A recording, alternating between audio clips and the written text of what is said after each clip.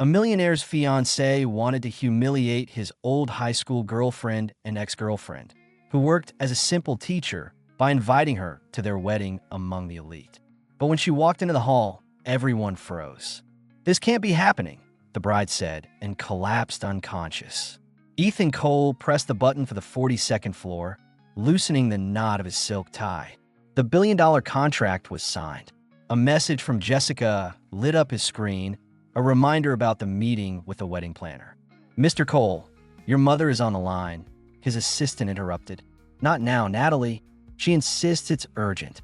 Ethan sighed heavily, picking up the receiver.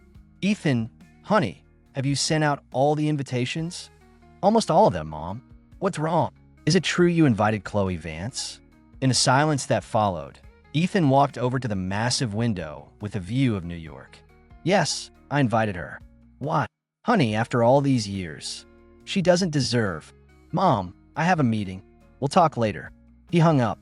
He opened her profile on his phone. In the latest photo, Chloe was surrounded by children in a modest classroom. Her smile was just as genuine as he remembered it. "Jessica is here, Mr. Cole." Jessica entered, radiating expensive perfume. "Darling, have you approved the guest list?" "The planner is waiting." "Yes, I added one more person." "Who?" "Chloe Vance." Jessica tossed her clutch onto the desk. "Your high school girlfriend?" "The teacher." "That's her." A mocking smile appeared on her lips. "That's interesting. Do you think she'll come?" "I hope she does." Jessica moved closer, adjusting his tie. "I can just imagine her face when she sees who you've become, and everything the woman who truly deserves you has." Ethan felt an unpleasant tension.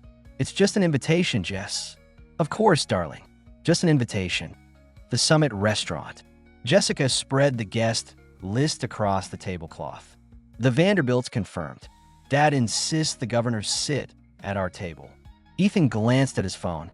An email confirming Chloe's RSVP was blinking. "What are you looking at so intently?" Jessica leaned in. "Work, Jess." "Liar." She snatched the phone from him. "Chloe? Seriously? Perhaps I'll seat her with our relatives from Cleveland. Let them chat about their teaching successes." "Jess, stop it. Or maybe at the table with Helen Rutherford. She can give her tips on how to marry rich." Ethan cut his steak. "Why does this bother you so much?" "It doesn't bother me. Seat her wherever you want." Then it's settled. Table 16, with the relatives. Chloe used to help him with physics, sharing sandwiches. "I don't need to be rich," she'd said then. "I just want to do something meaningful." "I'll seat her at table 8. With the entrepreneurs," he declared. "Darling, that's absurd. She's my guest. I've decided." Jessica studied his face. "As you wish. We'll be sure to include her in the brunch. Let her feel special." Ethan recognized that tone. It was how she schemed to get rid of people who bothered her. The old school. The old school Ethan had once attended. He parked his Mercedes by the fence where he used to wait for Chloe every morning. Nostalgia hit him hard. September 2004. The school hallway. Chloe was rushing, carrying a large model of the solar system. At a turn, she nearly collided with a guy. The large, plastic Jupiter fell to the floor. "Sorry," she began, kneeling.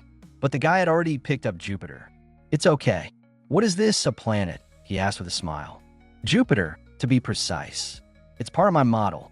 "I see. You're one of those who likes to get everything perfect, aren't you?" Chloe smiled. "I'm just trying not to be late. By the way, I'm Ethan."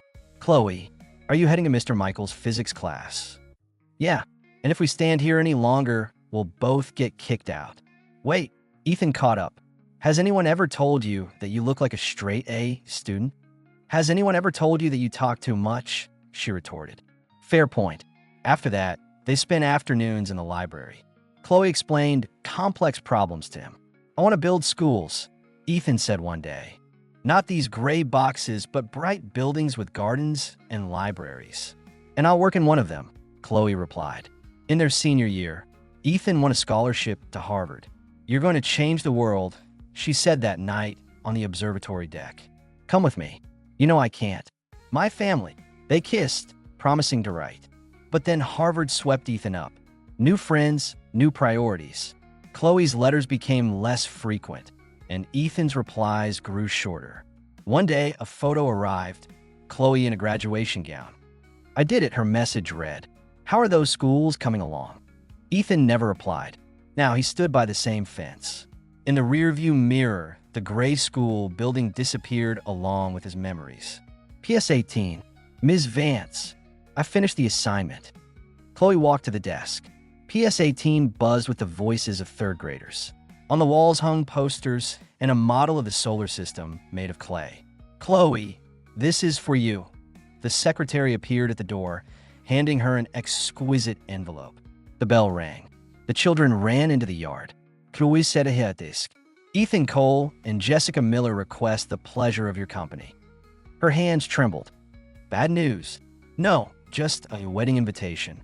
After school, Chloe turned on her old laptop and typed Ethan's name into the search engine. Headlines blared. Ethan Cole, the new face of U.S. real estate. In the photos, he looked different. Perfect suits, expensive watches. Next to him, a blonde in jewelry that cost more than her school's annual budget. Chloe closed the laptop. Leaving the classroom, she noticed a forgotten ball. She picked it up. She'd buy a new one with her next paycheck. Chloe's apartment. The apartment smelled of coffee and pastries. Her sister, Maria, stared at the invitation. Are you going to go? You know it's a trap, right? Ethan's not like that. At least he wasn't. Have you seen the news? Maria nodded at her phone. Jessica's page was a flood of photos from yachts and fashion shows. Only his rich friends will be at the wedding. People who spend more on dinner than we make in a month. I don't care how much money they have, but they do. If I don't go, they'll think I'm bitter. And you're not. Chloe stood up. Near the dishes hung her old graduation photo. 12 years ago. I'll need a dress, Chloe said at last. I have that blue one from Aunt Susan's wedding. Simple, but elegant. It's perfect. Her phone vibrated. A message from the school's parent chat. Thank you, Ms. Vance. Michael won't stop talking about the planets. Chloe smiled. This was her life. I'm going, she declared firmly. Are you sure? Yes, because I'm not that girl who believes his promises anymore. Grandmother's house. In a room smelling of mothballs, Chloe and Maria sifted through dresses. Grandmother Alice sat in a rocking chair. This blue one will suit you, she pointed out. The dress fit perfectly. I have something else, Grandmother said. She took out a small velvet box. Your grandfather gave me these pearls. It's time they passed to the next woman in our line. Her aged hands fastened the necklace. It wasn't flashy, but it glowed with a special tenderness. Now you look like a real lady, Grandmother said. Let them see that elegance can't be bought. Why are you really going? Grandmother asked. Silence. I'm going to get closure, Chloe admitted. Grandmother nodded. The pearls are yours. Before she left, her grandmother took her hand. Remember, my dear, true aristocracy isn't what you wear, but how you hold your head. Hi, the Hudson Grand Estate. The wedding. The estate rose amidst manicured gardens. Stone fountains, white orchids, waiters in white gloves. It all looked too luxurious. Chloe, the voice of Mrs. Davies, Ethan's mother, broke her reverie. Her smile was genuine, her hug warm. You look beautiful, my dear. Mrs. Davies touched her necklace. It's from my grandmother. The best jewelry is always family. Come, I'll show you to your table. As they walked, Chloe felt eyes on her. Guests were whispering. The woman with the emerald necklace, Helen Rutherford, stared particularly hard. Their table was near the dance floor. Mrs. Davies introduced Chloe. This is Chloe Vance, our special guest. We've heard so much about you, said Helen. Chloe didn't get a chance to reply. A murmur went through the hall. Ethan appeared with Jessica. Their eyes met. Chloe felt the weight of memories. She kept her head high, remembering her grandmother's words. The buzz of conversation filled the evening. Chloe sat at her table. One of my students won the state math competition against students from private schools. Impressive, remarked the man opposite her. Helen squinted. I've heard public schools get such small budgets. You must really have to work for it, right? Chloe smiled. Creativity helps. We recently made a model of the solar system from old boxes. The kids were thrilled. How sweet, Helen drawled. After all, that's probably all they can afford, right? Tension rose at the table. That's not it. For kids, the process and the knowledge are more important. Of course, Another woman chimed in. But creativity is just an excuse when there are no funds for a real education. By the way, Helen said suddenly, your dress is charming. Did you make it yourself? Chloe paused. No, it was my grandmother's. She gave it to me as a reminder that elegance can't be bought. For a moment, the table was silent. Across the garden, she's holding up, Jessica noted. Ethan said nothing. His gaze was fixed on Chloe. She was always like that, he muttered. What? Nothing. The evening approached its climax. Jessica raised her glass. Dear guests, today we celebrate not just love, but also success, achievements, and dreams come true. Her gaze landed on Chloe. I'm especially pleased that some of us have come here to see just how far we've come since school. You know, Ethan was already dreaming of great heights back then, and he reached them. Guests applauded. But let's not forget the other paths. Those who chose a more modest profession. She paused. Chloe, you're a teacher, correct? Yes, Chloe replied. That's so inspiring. But I'm curious, how do you manage with such limited resources? For example, your dress. Jessica added. It's something vintage? Did you make it yourself? All eyes were on Chloe again. No, it was my grandmother's. It reminds me that elegance can't be bought. Silence. But Jessica pressed on. How lovely. That's your charm. I'm sure your students are proud of you.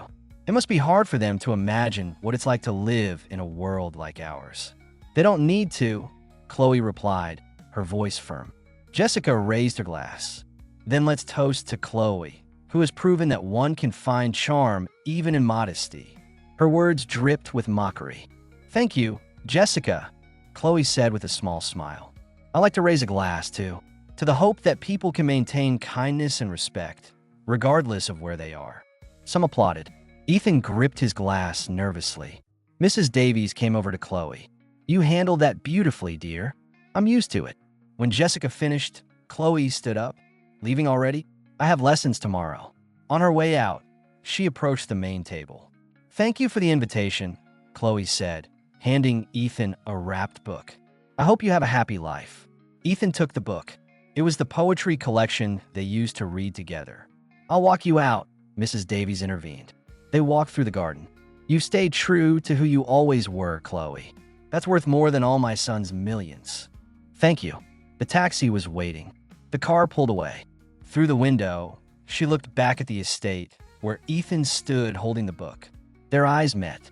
Chloe smiled, softly, without reproach. The next morning, the morning at PS18 began with the usual bustle.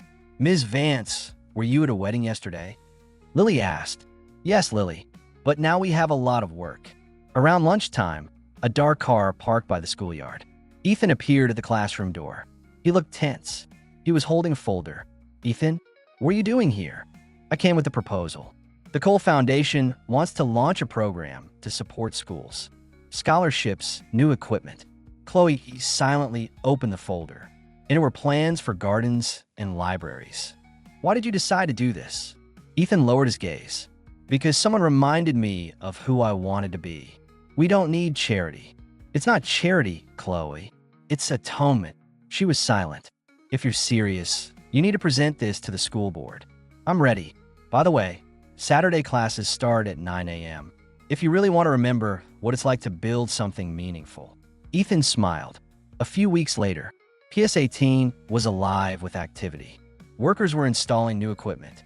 On Saturday morning, as Chloe held extra help sessions, Ethan appeared at the classroom door. Join us, if you want, she offered. Ethan sat at a desk next to the students. Mr. Cole, do you know how many planets? Lily asked. 9, he answered confidently. The kids laughed. It's been 8 for a long time. Michael corrected him. Ethan smiled. Well then, I guess I have some catching up to do. When the lesson ended, Chloe approached Ethan. You did better than I expected. It was tough, but interesting. Now do you understand why I'm here? I understand. But you don't have to do it all alone. They went to the new science lab. Ethan helped lift boxes. You know, this reminds me of our school days. Everything was simpler then, she remarked. Yes, but the dreams were bigger. Chloe froze for a moment. The opening day. On the grand opening day, students, teachers, and Ethan gathered. This lab is our shared victory, Chloe said into the microphone. You've proven that from big dreams, you can make real achievements. The children applauded. Ethan never took his eyes off her. After the ceremony, he approached her. You were magnificent. The real heroes here are the kids. You inspire them, too. I saw their faces. I wanted to ask you, why didn't you leave this city? Because here, I'm doing something real. What about you? Why did you suddenly decide to come back? Ethan paused. Because I realized I was building things for the wrong reasons. And now, I want to build something that matters. Something that will last. Later, Ethan met Chloe at the classroom door. I'm leaving for a few weeks. I have a lot to wrap up, but I'll be back. I hope you find what you're looking for. I've already found it, he said softly, looking into her eyes. Several months later, one evening, Chloe got a message from Ethan. I'm back. Can I stop by tomorrow? Come at 9 a.m. We have the Saturday session. The next day, Ethan appeared at the school again. His eyes held a new resolve. We need to talk, he said seriously. Is something wrong? Yes. I have to. I love you, Chloe. Chloe froze. Ethan, what are you saying? You're married. He shook his head. I'm not living with Jessica anymore. We were constantly fighting. The disagreements became unbearable. This isn't a joke. No. I realized I was chasing the wrong things. Money, status, power, it all means nothing.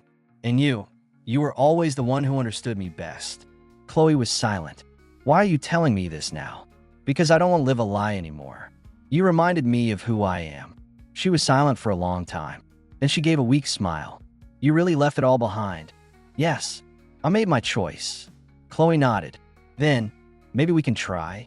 But no promises. I've lived in my world for too long. I understand. But I'm ready to prove that I can be a part of your world. Their eyes met. Let's see where this goes, she said, smiling more confidently. Ethan smiled back. Epilogue. Several months passed. Ethan not only continued to help the school, but was actively involved in its life. Students and teachers were thrilled. Soon, Ethan invited Chloe to dinner with his mother. Mrs. Davies hugged Chloe like a daughter. Chloe, I'm so happy, she said. I knew from the start that other one wasn't right for my son. But you're the one who can make him truly happy. Thank you for bringing my son back to life. As they drove home, confidence settled in Chloe's heart for the first time in a long time. From then on, the school and Mrs. Davies' home became their anchors, where every day they build a future not only for the children, but for themselves. Thank you for listening to the story until the end. Don't forget to leave your opinion about this story, subscribe to our channel, and share this video with your friends and loved ones. This motivates us to continue working on new stories. Don't miss the next amazing story that is about to appear on your screen. We are very grateful to you for being with us. In the description below this video, you can open a catalog of all the stories. See you soon.